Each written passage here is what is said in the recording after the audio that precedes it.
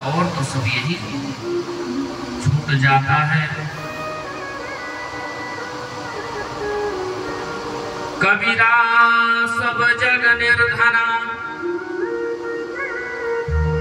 धनवंता नहीं कोई,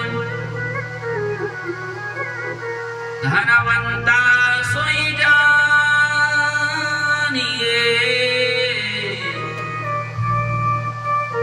जागो राम नाम धन हो, जागो राम नाम धन हो। जिसके पास राम का नाम है, प्रभु का नाम का धन है, वही सबसे बड़ा होता है। हरे स्मरण करते रहते रहना चाहिए हर पल, ना जाने कब हमारे श्वास निकल जाए, हमारे प्राण निकल जाए, जिंदगी का कोई भरोसा नहीं है। मीराबाई ने तो महलों में पलने वाली, क्या जरूरत था, चाहती तो घर में बैठ करके भजन करती, लेकिन प्रभु का स्मरण हुआ और निकल पड़ी और जाकर के वृंदावन में जाकर के प्रभु का स्मरण करने लगी। लोगों ने पूछा कि आपको इतना बड़ा महल छोड़ करके और क्या मिला? तो मीरा ने साफ कह दिया, मेरे तो गिरधर गोपाल दूसरो न।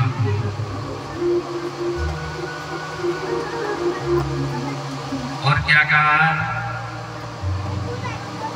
पायो जी मैंने राम रतन धन पायो, पायो जी मैंने राम रतन धन पायो, पायो जी मैंने राम रतन धन पायो, पायो जी मैंने राम रतन धन पायो, पायो जी मैंने राम रतन धन पायो, पायो जी मैंने राम रतन धन पायो। वस्तु अमोलक ने मेरे सतगुरु, वस्तु अमोलक दी मेरे सतगुरु, वस्तु अमोलक दी मेरे सतगुरु, वस्तु अमोलक दी मेरे सतगुरु, वस्तु अमोलक, वस्तु अमोलक, वस्तु अमोलक दी मेरे सतगुरु, वस्तु अमोलक दी मेरे सतगुरु, वस्तु अमोलक दी मेरे सतगुरु, वस्तु अमोलक दी मेरे सतगुरु, वस्तु अमोलक दी मेरे सतगुरु, वस्तु अमोलक दी मेरे सतगुरु। कृपा करे अपनायो, पायो जी मैंने राम रतन धन पायो, पायो जी मैंने राम रतन धन पायो, पायो जी मैंने राम रतन धन पायो, पायो जी मैंने राम रतन धन पायो, जी मैंने राम रतन धन पायो।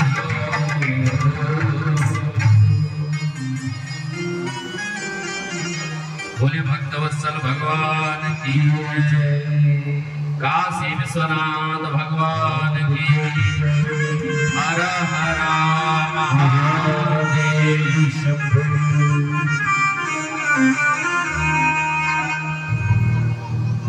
कल की कथा हम लोगों ने, चतुर्थ दिवस की कथा श्रवण किए हमने। कहाँ तक? भगवान शिव और सती विवाह का चरित्र हमने श्रवण किया। भगवान शिव और सती मैया का विवाह का दर्शन किए हमने। नारद जी महाराज अपने पिता ब्रह्मा से पूछते हैं, हे ब्रह्मदेव,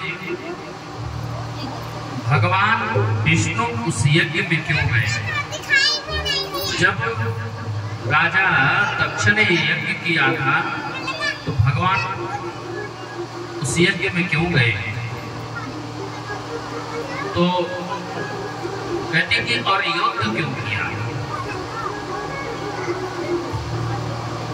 तो ब्रह्मदेव कहते हैं कि हे नारद जी, एक बार की बात है कि राजा क्षु और दधीचि ऋषि दोनों ये परम मित्र थे,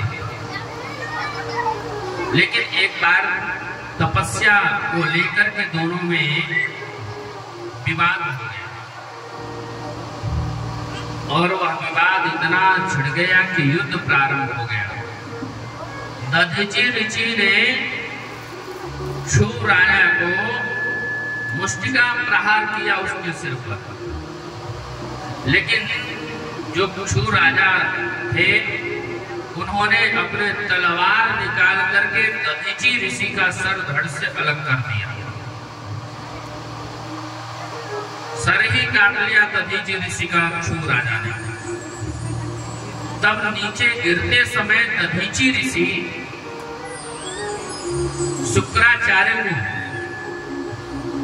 दधीचि ऋषि ने शुक्राचार्य का ध्यान किया और जैसे शुक्राचार्य ऋषि का ध्यान किया दधीचि ऋषि ने, तो शुक्राचार्य ने मृत संजीवनी विद्या से दधीचि ऋषि को जीवित कर दिया और जिंदा हो गया। तब दधीचि ऋषि ने घनघोर तपस्या किया भगवान शिव का। तपस्या करने के बाद भगवान शंकर प्रकट हुए दधीचि ऋषि के सामने। दधीचि ऋषि से कहते हैं, वरदान मांगो महात्मा, क्या चाहिए? इसलिए तपस्या की। तो दधीचि ऋषि कहते हैं, हे प्रभु, आप मुझ पर प्रसन्न हैं तो कृपा करके मुझे 3 वरदान दीजिए। पहला वरदान दीजिए यह कि मेरी जो हड्डी है ये वज्र का हो जाए। भगवान ने कह दिया तथास्तु। दूसरा वरदान यह दीजिए कि मेरा कोई वध न कर सके। और तीसरा वरदान दीजिए, मैं सर्वथा अधीन रहूं। भगवान ने कहा तथास्तु। कह करके भगवान आशीर्वाद देकर के अंतर ध्यान हो गए।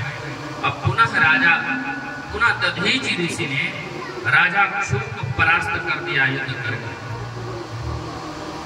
तब राजा क्षु ने नारायण भगवान की उपासना करी और मेरे नारायण प्रभु राजा क्षु के सामने प्रकट हुए। तो राजा क्षु ने कहा, हे प्रभु, आप दधीचि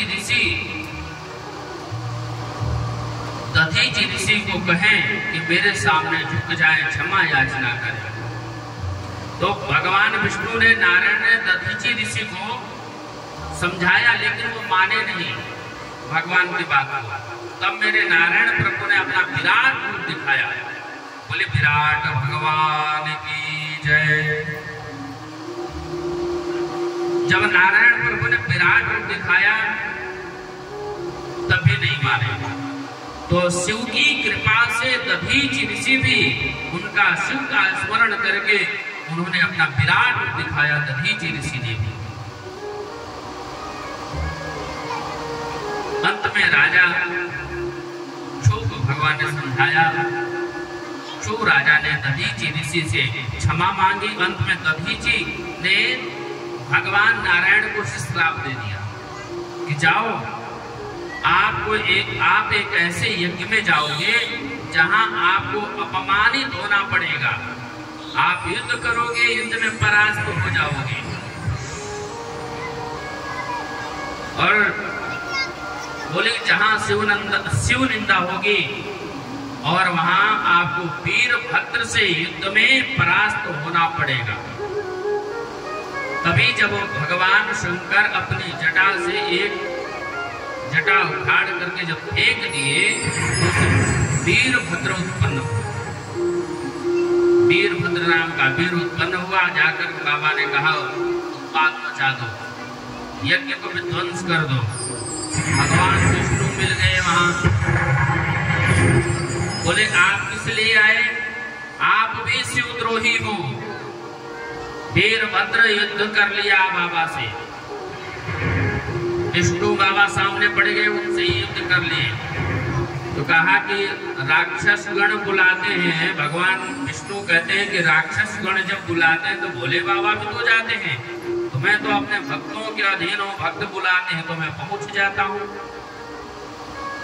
युद्ध करते हुए नारायण प्रभु वहां से अंतर ध्यान हो गए और अंत में सब देवता भगवान कैलाशपति महादेव के पास आए और स्तुति की। बड़ा सुंदर स्तुति किया है। आइए हम लोग भी बड़े भाव से स्तुति करते हैं भोलेनाथ के।